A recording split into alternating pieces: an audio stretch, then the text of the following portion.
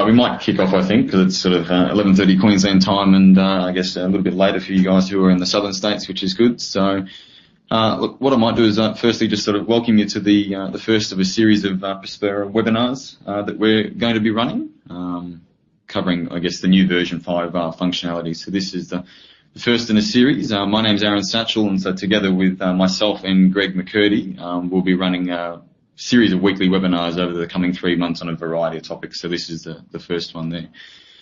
Today's topic's about navigating the new Prospera. So over sort of the course of the next 15 to 20 minutes, I'll be running through the new version 5 interface and hopefully give you a bit of a good feel for what the new Prospera looks like and how that's how you can use that. So hopefully many of you have already been in there and having a bit of a play with the new version.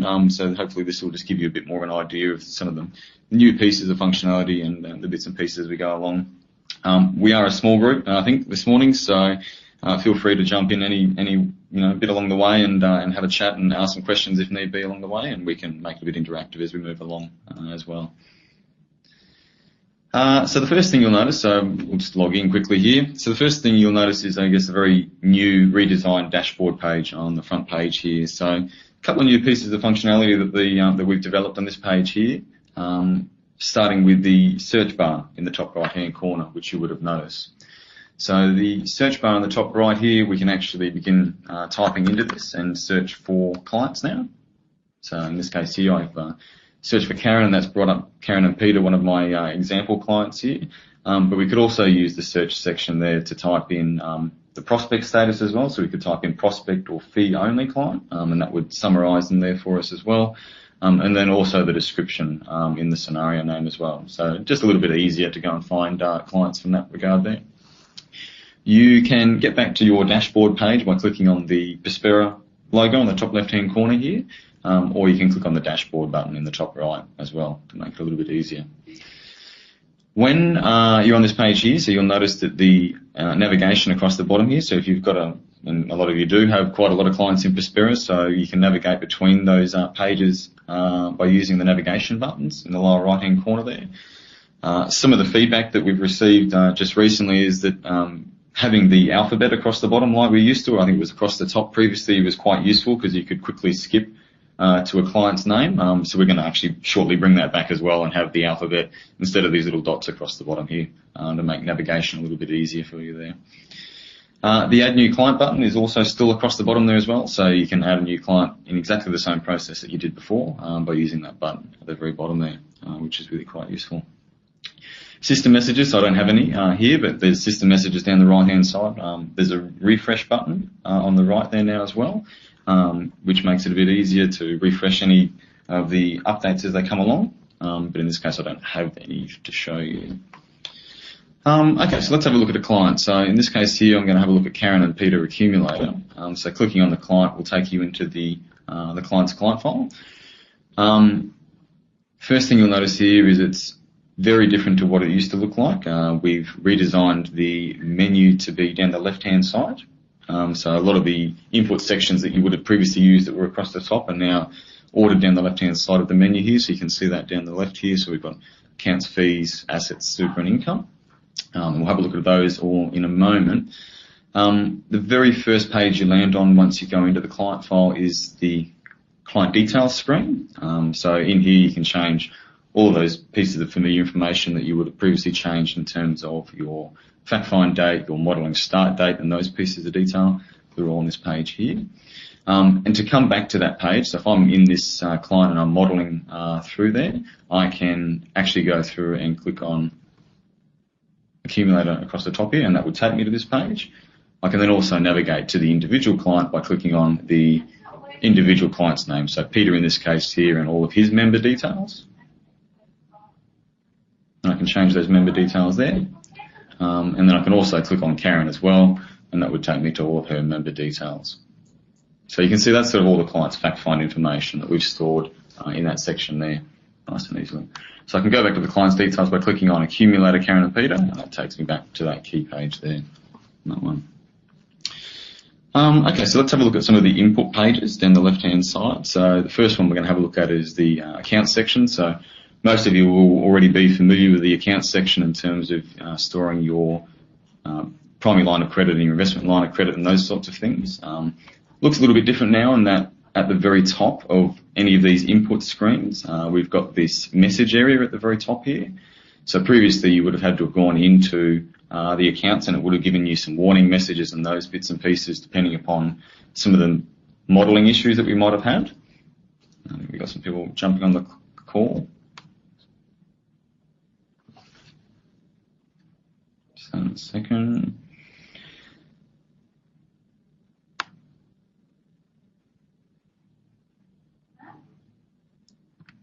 Vicky, are you still on the line there with a phone call? Oh, okay, I've just changed my screen. Just sorry, guys. I think a couple of people here are having trouble with the sound. That's all. I'm just making sure that everyone's called in. And Greg is having trouble hearing us.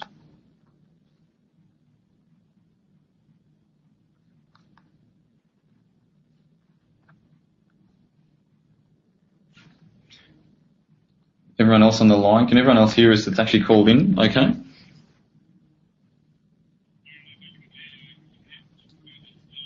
Yeah, that's very true. I just want to make sure there's other people on the line on the telephone as well. No, all good. We might push on then. We've got a recording of this anyway, so we can put it up for them to view afterwards, which will be good. Okay, so yes, back to the account section here. So previously a lot of the warning messages were stored underneath individual accounts or assets and liabilities and those sorts of areas. What we've done is we've put that on the main page here. So in this case, you can see there's a couple of warning messages here for our accounts section around some of our accounts aren't associated with tracked accounts for this client. In some of the other sections and we'll have a look at super and income very shortly as well, but you'd also see some warnings in there if there was some issues with contribution limits or if there was not any connections made between income sources and those bits and pieces. And we'll have a look at those when we push on a little bit further through each of those sections. At the very bottom here, so you can see we've got our list of existing accounts here, and we've got quite a few in my test client here for you to have a look at. What we can do is actually click on any of the rows, and that will open up that account for me, so I can go and then edit the details specific to that account. We've also got a trash can on the right here, so if for whatever reason I wanted to remove that account entirely from the scenario, I could delete that by using that icon on the right there. And I can also create new accounts by clicking on the new account button across the bottom there. So that's a list of all the existing accounts, and then on this page in particular for accounts, we've got all the transfers between our accounts as well. So, you know, what do we want to do with our surplus cash flow? Where do we want to put that to for different accounts and those sorts of things? In some of our future webinars, we're running through the account section specifically, so we'll actually run through in a bit more detail about setting up conditional transfers and making sure that's working efficiently. What I might do is I might just open up our primary line of credit account here so you can see another warning message specific to this account. We don't have any limits attached to this account at the moment, so that's just giving us a warning message across the top there. Looking down a little bit further, I can see all my account details, as I would have seen previously in Prospera, but it's sort of just been grouped together now into a nice account details section. And then at the very bottom, I've got some of the controls that I can play with on that account. So setting my credit limits for that account, and then also the nominated transfers as well. So as we have a look through each of the other sections in a little bit more detail, you'll notice that it's a very similar sort of structure. So at the very top, we've got sort of a list of all of our accounts, a list of our assets or income. I can click inside of those and change the details specific to those accounts or assets or liabilities, whatever it might be. And then at the very bottom, I've got those, you know, very unique sort of elements to each of those sections that I can have a play with in those regards there. So that's accounts. So what I might do is I might just have a look at our, I think we'll have a look at our assets section next. So you can see here, we've got a list of our existing assets. Again, so if we click on BHP here, we can see all of the details specific to the BHP shares that we've set up. And at the very bottom, specific to this asset, so any debt funding sources we might have, additional investments and redemptions that we're doing on those assets over time. So you can play around with those. We've also got the inline help here as well, so for some of these sections later on when we look at super and contributions, gives you a bit of a detail around what those contribution limits might be and just some more helpful hints to actually see them on screen in that regard there. So let's have a look at the super section. So I'm going to open up Karen's Q Super so we can see here we've got some superannuation accounts and some pension accounts listed here. So we have a look at Karen's Q Super account. You can see all the Q Super details for her. Then we've got our concessional contributions across the bottom here. Again, there's those contributions, rollovers, and withdrawals, and details around what they look like and how we calculate those as we move along. Which is really good. So you get a bit of a feel for each of these sections in terms of the flow. So you've got your account, you've got the individual entities that sit underneath that, and then the controls of each of those as we move along. So one of the final sections I'll have a look at here is just the income section, just to give you a bit of an idea of what that looks like. Again, we've got our income sources listed here. I can edit those by clicking on them. We've got our delete button on the right-hand side there.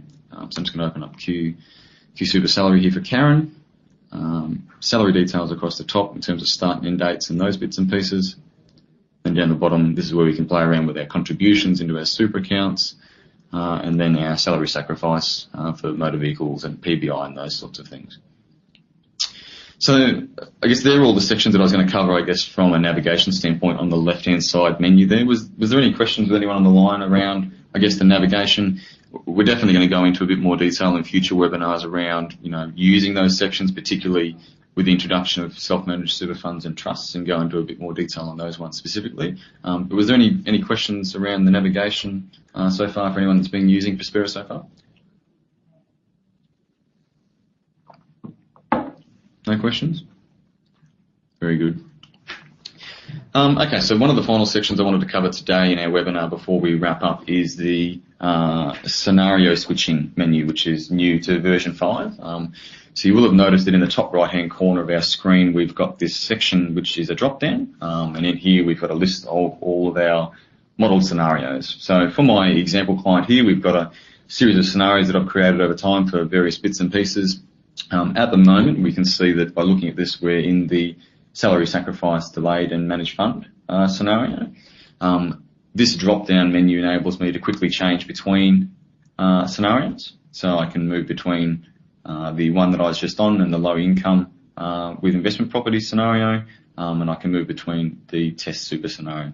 So any of the scenarios that I've created for clients you'll see in this drop-down list here, and I can quickly move between them. So this is really useful if I'm looking between pages in different scenarios for comparison purposes, so that makes it a bit easier to switch between scenarios than what we used to have to do.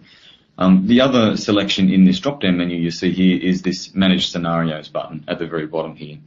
So what that enables me to do is actually go into the list of scenarios that I've got available to me. I can come in here and create a new scenario, just like I would have done under the older version of Prospera. So clicking on that will create a brand new scenario for me, and I would name that and then go through the input data process like I would normally do when creating a scenario for that client. On this page, I can also clone scenarios as well. So using the little clone icon button here, clicking that will make a copy of that scenario. So I can, for example, have created my current situation scenario and then clone that and then go and do my recommended scenario or a couple of variations of that. And then there's also the delete button over here as well. So if there's some scenarios that for whatever reason I no longer want to have in my list here, I can then delete those quite easily. And so I can also open these scenarios as well by clicking on those in this example here and change the specific details about them. So change the name and the details around expenses and that sort of thing.